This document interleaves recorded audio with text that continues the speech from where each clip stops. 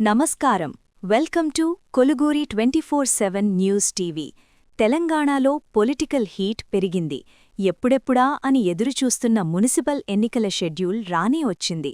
పల్లెపోరు ముగిసిందో లేదో ఇప్పుడు పట్నంపై జెండా ఎగరేయడానికి పార్టీలన్నీ రెడీ అయిపోయాయి. అవును, రాష్ట్ర ఎన్నికల సంఘం సంచలన ప్రకటన చేసింది.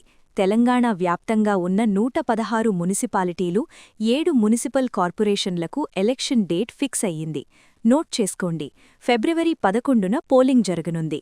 అలాగే ఫిబ్రవరి 13న ఓట్ల లెక్కింపు జరిపి అదే రోజు ఫలితాలను ప్రకటించనున్నారు.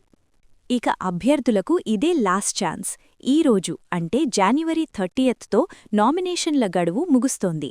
బరిలో నిల్చేది ఎవరు, వెనక్కి తగ్గేది ఎవరు అనేది ఫిబ్రవరి 3న లిస్ట్ ఫైనల్ అయ్యాక క్లారిటీ రానుంది.